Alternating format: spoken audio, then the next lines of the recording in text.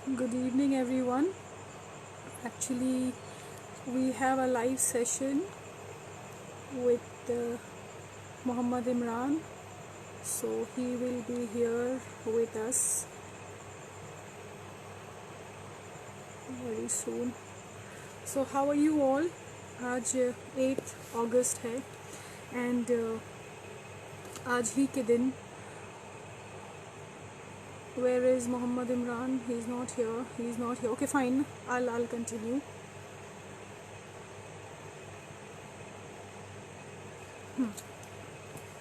आज 8 अगस्त है एंड आज ही के दिन 1942 में our father of the nation Mahatma Gandhi ji ने क्विट इंडिया मूवमेंट लॉन्च किया था। क्विट इंडिया मूवमेंट का मतलब क्या है? भारत छोड़ो मूवमेंट, भारत छोड़ो आंदोलन।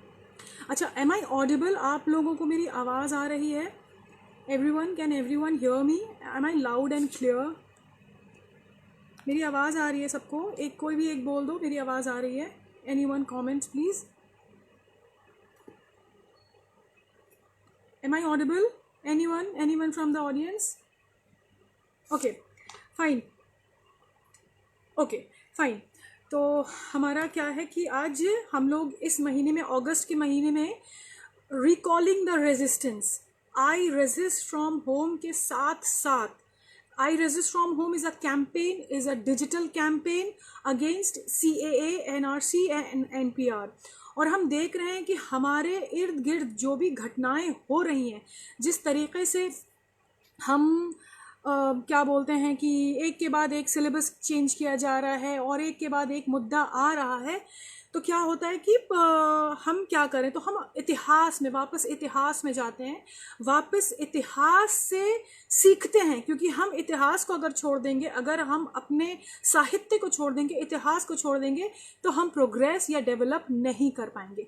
हमारे प्रोग्रेस और डेवलपमेंट के लिए हमें इतिहास को ले। तो Imran will be here soon, he is here, he will be joining. Fine. तो मैं थोड़ा सा आपको बैकड्रॉप बता दूं क्या है कि अभी मैंने बोला कि ये 1942, 8 अगस्त 1942 में महात्मा गांधी जी ने Bombay session of all India, ठीक है, ये ग्वालियर टैंक मैदान में हुआ था। जब उन्होंने आवाज लगाई थी, ही कॉल्ड, तभी उन्होंने नारा लगाया था, करो या मरो, डू और डाई का नारा लगाया था। तो अचानक से 8 अगस्त 1942 में उनको ग्वालियर टैंक मैदान में बॉम्बे से क्या पड़ गई, जो उन्होंने ये डू और डाई का नारा लगाया और भारत छोड़ो आंदोलन का नारा लगाया। इससे पहले बहुत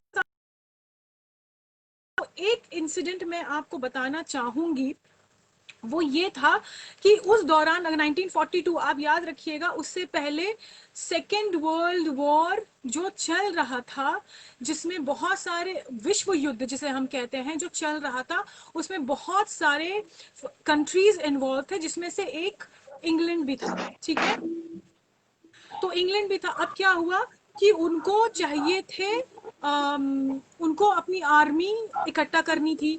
अब भाई, जिस तरीके से इंडियंस को यूज किया गया था, चाहे वो हैवी टैक्सेस हो, रिव्यू कलेक्शन हो, रेवेन्यू हो, जो भी हो, इंडियंस को बहुत बुरी तरीके से यूज करा जा रहा था। और अपने सिपाहियों, इंडियन सिपाहियों को, जो इंडियन नेशनल्स थे, उनको जंग लड़ने के लिए भेजा जा रहा था। बल्कि कहीं भी, किसी भी सेकेंड वर्ल्ड वॉर में इंडिया का कोई लेना देना ही नहीं था। वो जो आपस में वो लोग लड़ रहे थे, उनका अपना पर्सनल डिस्प्यूट था, वो अंतरराष्ट्रीय जो भी था। लेकिन इंडिया चूंकि ब्रिटिश के रूल में था, फिरंगियों के रूल में था, कॉलोनियल रूल में था, इट वाज अंडर प्रेशर, तो अपनी इंडियंस को जाना पड़ रहा था, उनकी मजबूरी थी। लेकिन इस पे रोक लगाने के लिए बात हुई कि भाई, हमारे देसी लोग, हमारे नेटिव इंडियंस विश्व युद्ध का हिस्सा नहीं बनेंगे, मरेंगे नहीं, इस तरीके से लड़ेंगे नहीं, क्योंकि इसमें इंडिया का कोई फायदा ही नहीं हो रहा था, हर तरह से सिर्फ नुकसान ही नुकसान हो रहा था। तो उसको जो जो ये और एक जो क्रिप्स मिशन, क्रिप्स प्लान था, जिसको हम लोग बोलते हैं, तो वो भी बुरी तरीके से फेल हुआ था। क्रिप्स प्लान क्या था क्रिप्स प्लान ये था, द क्रिप्स मिशन जिसको हम लोग बोलते हैं, क्रिप्स मिशन, वो क्या था कि पूरा समर्थन उनको इंडियंस का चाहिए था, जो पॉलिटिकल लीडरशिप थी, सारे पॉलिटिशियंस के, सारे लीडर्स के, उनको समर्थन चाहिए था कि ये लोग समर्थन करें कि नहीं भाई, इंडियंस जो हैं वो लोग लड़ने जाएंगे, वो लोग मरने जाएंगे, वो लोग सीमा पर नहीं लेकिन इंग्लैंड के लिए लड़ने जाएंगे। Can you mute your mic Imran, because I am getting this, you mute your mic and together mute your mic please.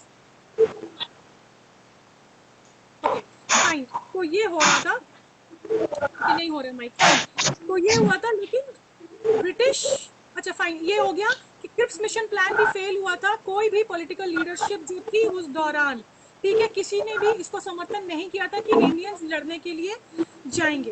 Imran, आप बहुत दिन के बाद हमारे साथ जुड़े हैं, आपकी तबीयत भी कुछ ठीक नहीं थी, I hope you are all well, all good.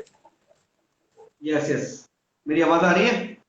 Yes, you audible Imran, we can hear you clearly. Thank you. जय हिंद दोस्तों, नमस्कार।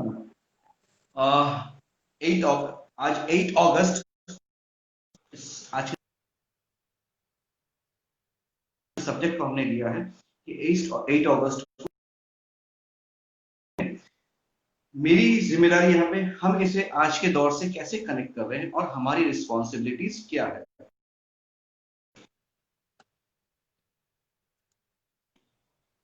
देश जब प्रेशर चारों तरफ से है और हमारी हालत जब बहुत बुरी हो, तो हम सबको एक होकर एक ही सोच पे आगे निकलना है। जैसे कि मैं अपनी बात रखने से पहले नौशीन, एक चीज मुझे बताना है, मुझे याद आ गया वो वाली बात, पहले आप उसे क्लियर कर दो।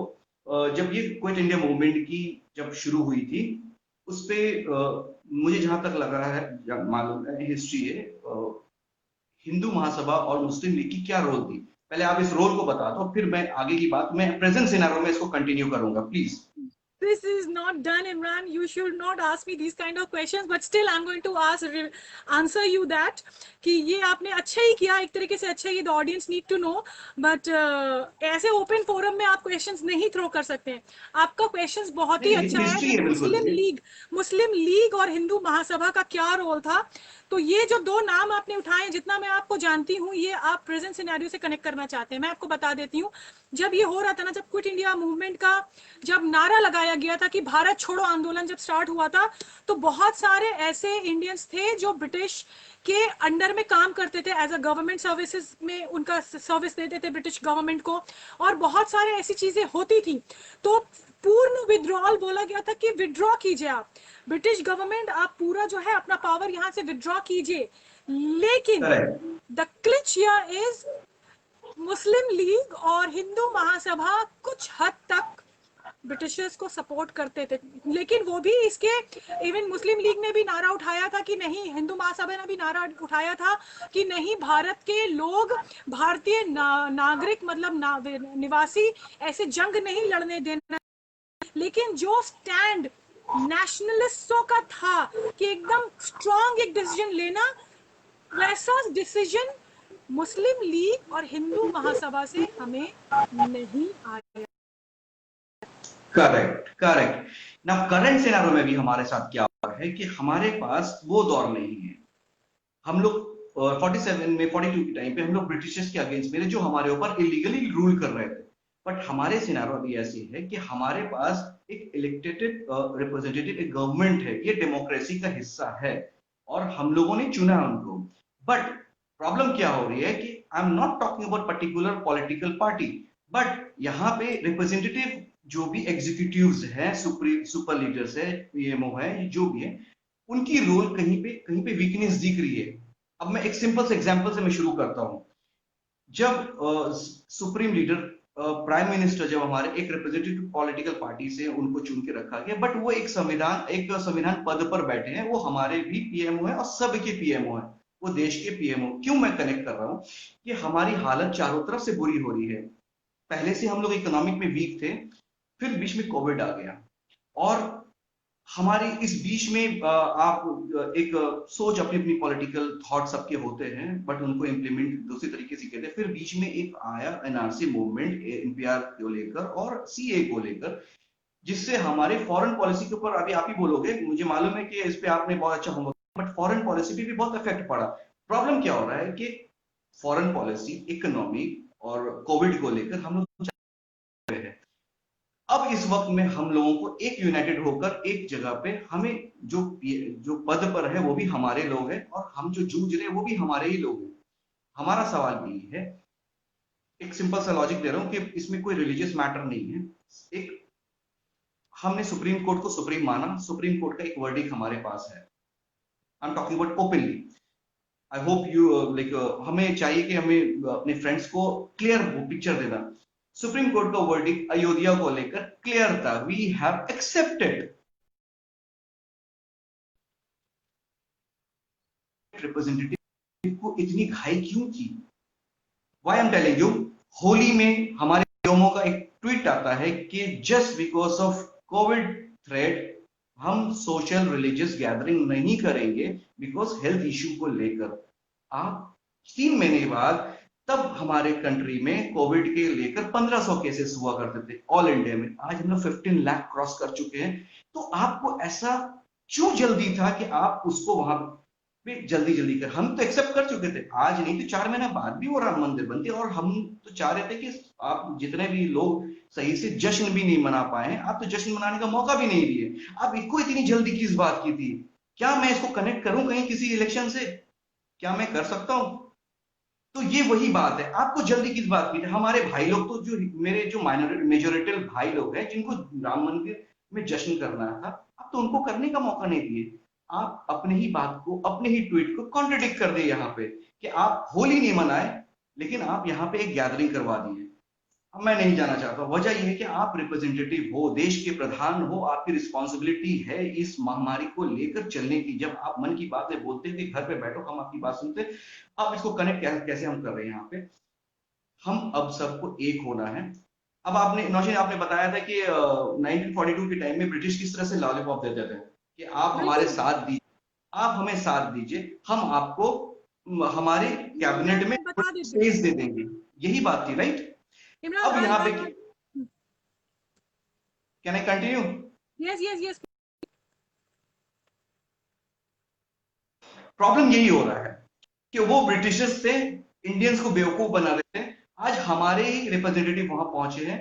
हम ये नहीं कह रहे कि वो बेवकूफ बना रही है, पब्लिक जानती है, पब्लिक अपने आप समझेगी, मुझे यही नहीं बोलना है। प्रॉब्लम क्या हो रहा है कि हमें भी आज की डेट में वही लॉलीपॉप दिया जा रहा है। एक स्कीम निकाल लेते हैं, आप वो स्कीम को ऐसे प्रचार करते हैं जैसे लगता है कि हमारे घर की सारी समस्या दूर हो गई है, लेकिन ऐसा हकीकत में नहीं है। फॉर एग्जाम्पल, आपने टॉयलेट को एक इशू बनाया था कि हम हर घर में टॉयलेट दें, लेकिन टॉयलेट की जब सच्चाई सामने आई तो आपने उस कैलकुलेशन पे पता चला 30 सेकेंड में एक टॉयलेट बना, जो लॉजिकली भी कहीं पे नहीं बन हो रहा था। एक जब टोटल किया गया, उसका एक एवरेज निकाला गया, तो 30 सेकेंड में एक टॉयलेट बनने की एक कैलकुलेशन निकली। 30 सेकेंड या 1.5 मिनट और 8 minute what ever illogical figure एक आया। मेरा यही मानना है, ये छोटे छोटे लॉलीपॉप अभी भी दिए जाते हैं। अब हम सबको इस लॉलीपॉप को हटाकर हमें रियलिटी पे जाना है। हम ये नहीं कह रहे कि आपको समझना है कि इस कोविड को लेकर हम लोग देश भर में इकोनॉमी की धज्जी उड़ गई है। हमने लॉकडाउन को सीरियस कभी लिया है, कभी नहीं लिया है। तो ये वो कनेक्शन इसी से होता है। वो ब्रिटिशर्स हिंदुस्तानियों को बेवकूफ बनाते थे, आज हिंदुस्तानी खुद से हमारे पास थोड़ा कुछ मासूम हिंदुस्तानी बेवकूफ बन जाते हैं। ऐसा लगता है कि इन्होंने अनाउंस किया है और हमारी समस्या दूर हो गई। ऐसा रियलिटी बिल्कुल में नहीं है। फिगर्स नहीं है, जनता को सवाल पूछना है, क्योंकि वो हमने रिप्रेजेंट करके उनको चुन कर रखा है। ये हमारी राइट है। हमारे पास संविधान है, सब कुछ है, हम भी वेट कर रहे थे। हमारी जनता को पूछनी थी कि आपको इतनी जल्दबाजी क्यों थी इतनी इस महामारी में? हम तो आपके साथ चल रहे थे, हम तो आपकी मन की बात सुनते हैं, फिर हमारी मन की बात आपने क्यों नहीं सुनी? ना नौशीन प्लीज कंटिन्यू, फिर मैं आगे बोलूंगा। Okay fine. तो आप बिल्कुल फॉर्म में लग रहे हैं। आप आज 37 डेज के बाद you have joined us live like this, and so good to see you Imran with us, and wishing you all the luck. Okay fine. जो इमरान ने एक लॉलीपॉप की बात कही वो मैं थोड़ा सा क्लियर कर देती हूँ डेटा से। वो ये है कि पहले उस दौरान 1942 के दौरान जब भारत आज़ाद नहीं था, तो उस वक्त एक काउंसिल होता था, वाइसरॉय एग्जीक्यूटिव काउंसिल, जिसको हम लोग cabinet of government of British India भी बोलते थे। ठीक है, जो रूल करता था, जो गवर्नमेंट था उस वक्त, ठीक है, जिसके हेड थे वाइसरॉय ऑफ इंडिया, जिसको क्राउन वहां इंग्लैंड से बैठ के कंट्रोल किया जाता था। तो ये जो क्विट इंडिया मूवमेंट के कुछ फीचर्स मैं बताऊंगी, फिर उसके बाद इसको प्रेजेंट से कैसे कनेक्ट करना है और वहां से हम लोग सीख कैसे लेंगे, वो इमरान आपको बताएंगे। पहला जो फीचर था क्विट इंडिया मूवमेंट का, सारे लोग, महात्मा गांधी ने डू और डाई का नारा इसी क्विट इंडिया मूवमेंट में लगाया था, या मरो, क्योंकि स्थिति इतनी बिगड़ चुकी थी। स्टूडेंट्स, मिडिल क्लास स्टूडेंट्स लोगों ने भी बहुत, स्टूडेंट्स का बहुत बड़ा योगदान रहा है क्विट इंडिया मूवमेंट में, मिडिल क्लास का बहुत बड़ा योगदान रहा है। पॉलिटिशियंस तो सारे पकड़े गए थे जब आजाद, इन्होंने बॉम्बे से, ग्वालियर टैंक मैदान से जब भाषण दिया था गांधी ने। और एक जो बहुत ही महत्वपूर्ण कैरेक्टर है इसका, पेजेंट्स, जो वर्किंग क्लास, जो किसान, जिस तरीके से उन लोगों ने पार्टिसिपेट किया था क्विट इंडिया मूवमेंट में, वो मतलब एक तरह से देखा जाए तो पूरा भारत, पूरा इंडिया एकजुट हो गया था कि भाई अब बस हो गया, अब आप लोगों का अत्याचार बस हो गया, अब आप लोगों को लॉलीपॉप देना बस हो गया। तो यहाँ पे क्या लॉलीपॉप दे रहे थे वो लोग, यहाँ पे ये लॉलीपॉप दे रहे थे कि आप लोग भाई, वो जो मांडवली, sorry to use this word, जो मांडवली कर रहे थे, वो ये कर रहे थे कि भाई ये जो वाइसरॉय एग्जीक्यूटिव काउंसिल है, इसमें हम कुछ इंडियंस को जगह दे देंगे।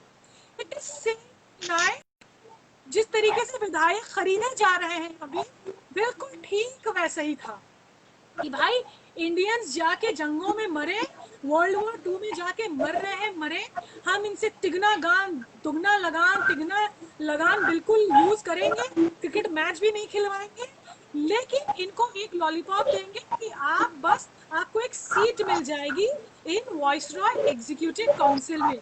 लेकिन पेजेंट्स ने इनको नकार दिया, बोला, पूरे पूरे भारतवर्ष के पूरी पॉलिटिकल लीडरशिप ने इसको ठेंगा दिखाया, कहा कि नहीं, हमें नहीं चाहिए आपका कोई भी लॉलीपॉप। उस वक्त एक और चीज भी हुई थी Imran, you will put light on this, कि बहुत एक्टिव रेजिस्टेंस हुआ था उस दौरान। जो पेजेंट्स रेजिस्टेंस हुआ था वो बहुत एक्टिव था, उन लोगों ने एक्सट्रीम फॉर्म इस्तेमाल किया था, जैसे यूपी, बिहार, बंगाल, महाराष्ट्र, तमिलनाडु। ये जो राष्ट्र का मैं नाम ले रही हूँ, ये लोग, आप लोग प्लीज, अब आप थोड़ा अपना दिमाग लगाइएगा, यूपी, बिहार, बंगाल, महाराष्ट्र, कर्नाटक। तमिलनाडु। तो ये जो वो जगह थे, इसमें बहुत एक्टिवली रेजिस्टेंस हुआ था, जैसे हम आज रेजिस्ट कर रहे हैं, उस दौरान भी बहुत एक्टिवली रेजिस्टेंस हुआ था।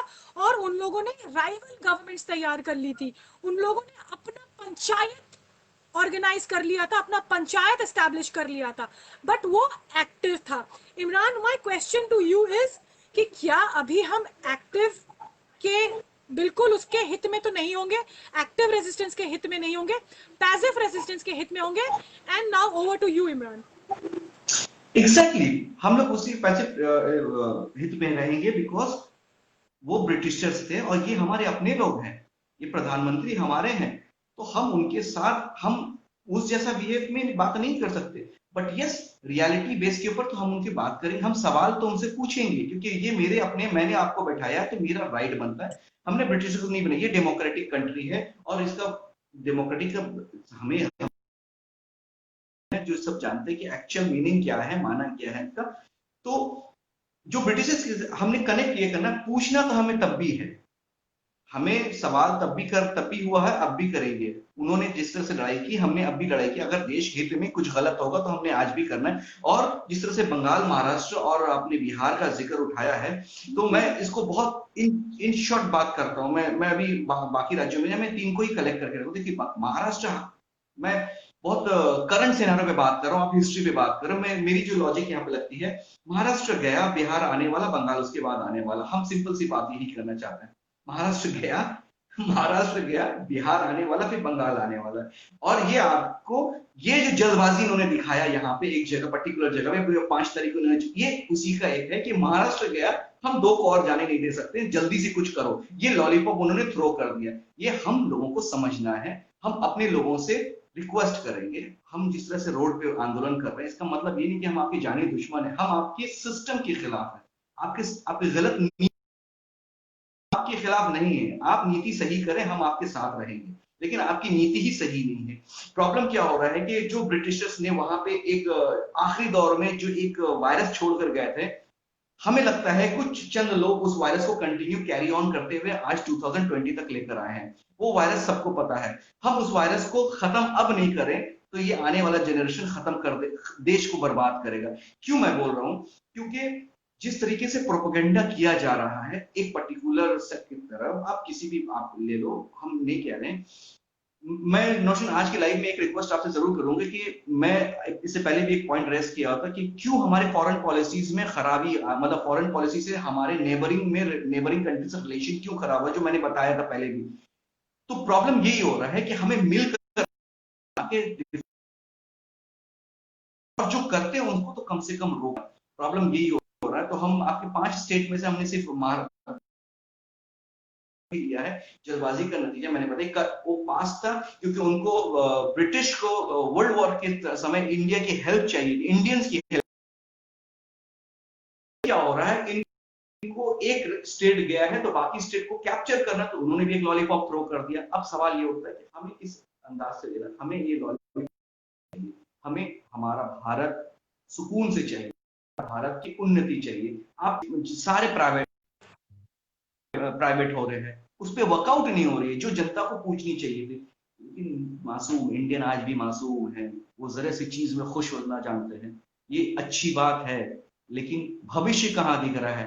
फिर भविष्य कहाँ है? आज किसी को नौकरी ना मिले तो सही है, लेकिन वो एक नारा लेकर चल सकते हैं, वो नारा पे खुश है, लेकिन भविष्य कहाँ है?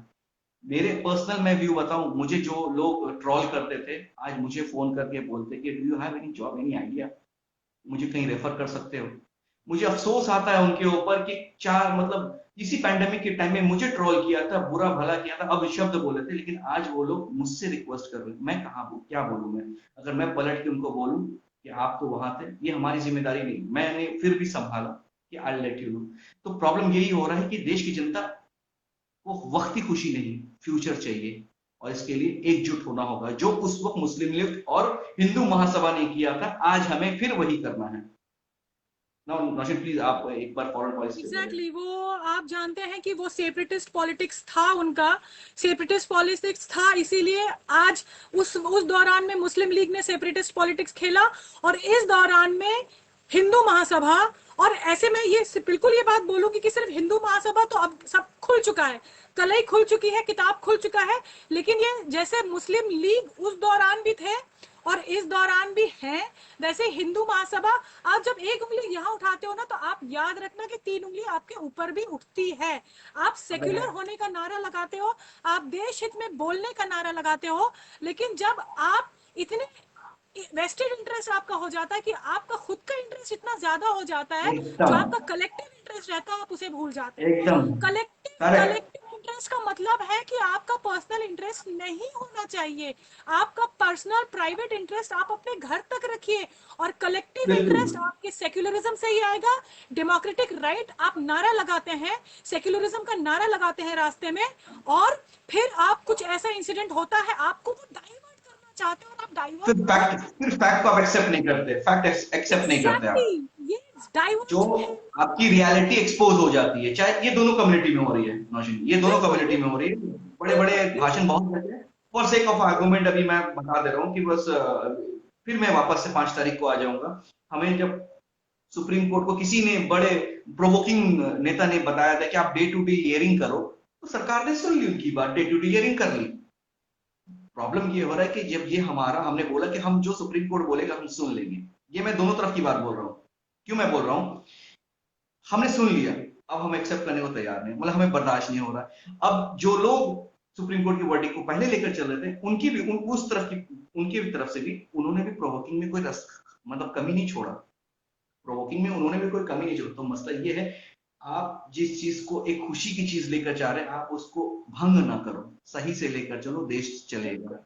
किसी बिल्कुल क्योंकि ये इस देश की ये जो गरिमा है ना, वो जो सोच है ना, वो डिफरेंट है, वो सभी मजहब को लेके चलते हैं। सबसे बेस्ट पार्ट ये है, बस कुछ एलिमेंट्स को, डिस्टर्ब एलिमेंट को हमें रोकना है, जो हमारे सुप्रीम प्रधान की जिम्मेदारी है। बिल्कुल।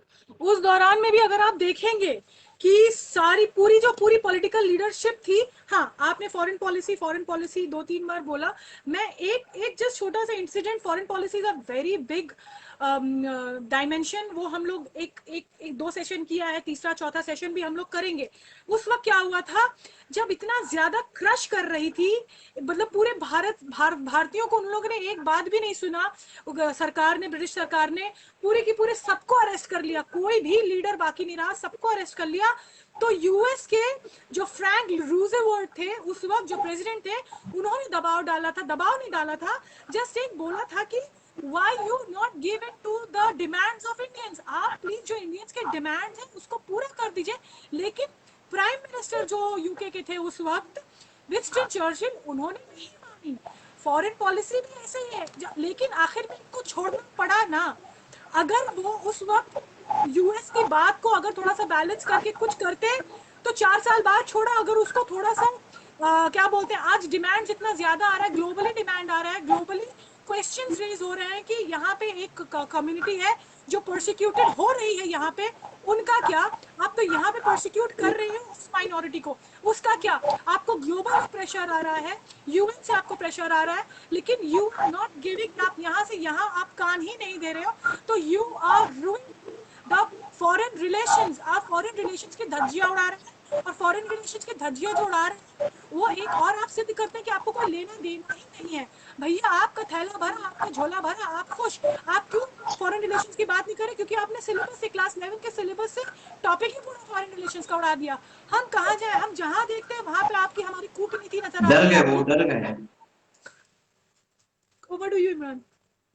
वो चाहते हैं कि आने वाले जनरेशन कुछ समझे ही नहीं और हमें उनको काम करने में इजी हो जाए, और हम ये होने नहीं देंगे।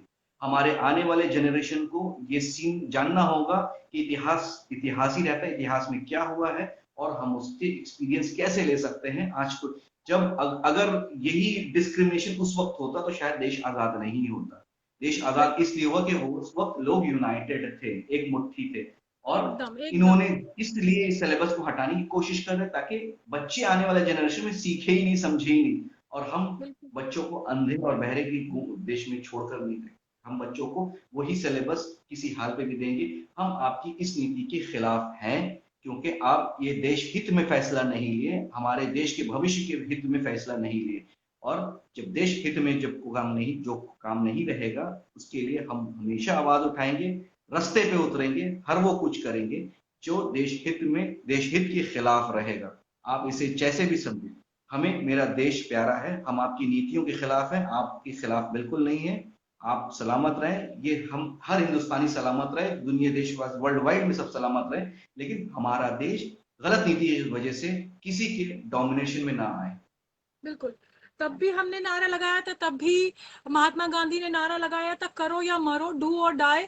आज हम और आप दीवाने तो नहीं है कि 4 महीने मतलब इस तरीके से डिजिटल प्रोटेस्ट, अपना अपना कितना टाइम लगता है और कितना सोच और विचार लगता है वो हम जानते हैं, लेकिन हम हार नहीं मानने वाले हैं। हमारे लिए अभी भी यही सिचुएशन है, करो या मरो, डू और डाई। अभी नहीं तो कभी नहीं। पैंडेमिक में भी आपको प्रोटेस्ट अपना जारी रखना चाहिए, अपनी आवाज हक की हो, और हमेशा जब भी आप आवाज उठाएं ना, आप बैलेंस करके उठाएं। अगर आपका पल्ला एक तरफ भारी रहा ना, तो वो आवाज का कोई भी इंपॉर्टेंस नहीं होगा। अगर आज आई रेजिस्ट फ्रॉम होम को लोग पसंद कर रहे हैं, लोग आई रेजिस्ट फ्रॉम होम का लाइफ का इंतजार कर रहे होते हैं, एक तो हम बहुत पढ़ लिख कर, बहुत मेहनत करके, बहुत एनालाइज करके, बैलेंस करके बात करते हैं। भाई जो सही होगा वो बोलेंगे, इसीलिए। और आवाम इतनी बेवकूफ होती है, आप आवाम को भले कितना भी लॉलीपॉप लेना चाहो, वो लॉलीपॉप आपका आपके मुंह पर मारेगी, जैसे 1942 में हर एक बंदे ने मारा। 1947 में भारत को छोड़कर वो लोग गए थे। Imran, I would like you to wrap up the whole thing in 2 or 3 minutes. Your conclusionary remarks, please. आपने कॉन्क्रीट दे दिया है, तो यही है हमारा हमारा अभियान, हमारा मुहिम, हमारा संकल्प, सब कुछ यही है कि हम अपने इतिहास से एक्सपीरियंस लेंगे, इतिहास से सीखेंगे, और हम उसे आज के प्रेजेंट सिनारियो में उसे इम्प्लाई, हमारे लिए तो और इजी है। प्रॉब्लम कहीं दिखता नहीं है, वो इजी इसलिए है कि उस वक्त हिंदुस्तानी ब्रिटिशर से लड़ रहे थे, और हम अब तो अपने लोगों से लड़ रहे हैं, हम किसी तरह भी मना लेंगे। लेकिन आवाज उठानी है, और एक्सपीरियंस और आपको इतिहास से लेना होगा। ऐसा ना कि हम आज डिजिटल वर्ल्ड में है तो उनका वो पुराना हो गया, हम बहुत नए दिमाग नहीं।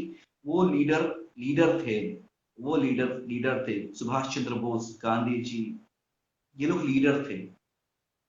ये लोग के नेतृत्व में लोग चलते थे तो आज वो सक्सेस एक एग्जांपल दिख रहा है हमारे आज के डेट में जो चल रहा है, जिसके पीछे उसकी कोई ऐसी मिसाल सामने नजर नहीं आ रही जिसको देखकर हम बहुत खुश हो जाएं और उनके पीछे चले।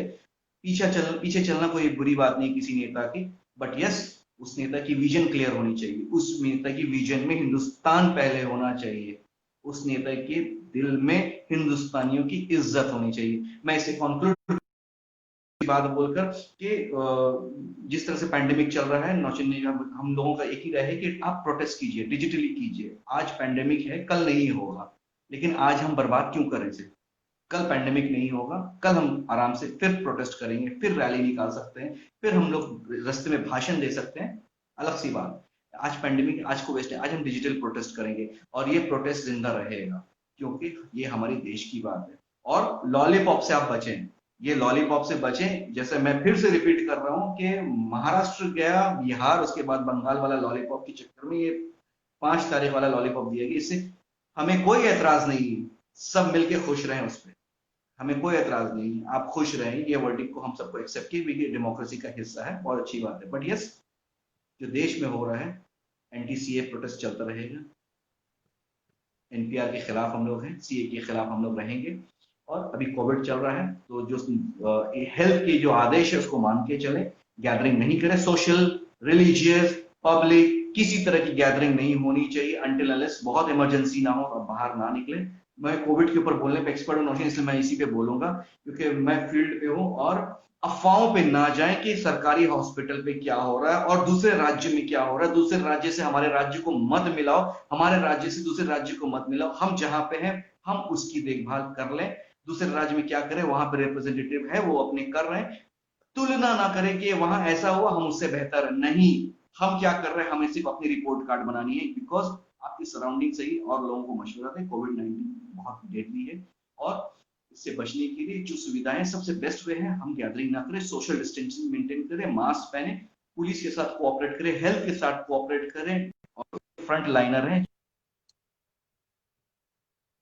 जो हमारे लिए जान जोखिम में डालकर, यहाँ पे इसी बात से एंड कर रहे हैं। एंटी सीए है, हम लोग सीए के खिलाफ है, एनपीआर के खिलाफ है, सीए के खिलाफ है और इसके खिलाफ रहेंगे जब तक सरकार इसे वापस नहीं ले लेती है।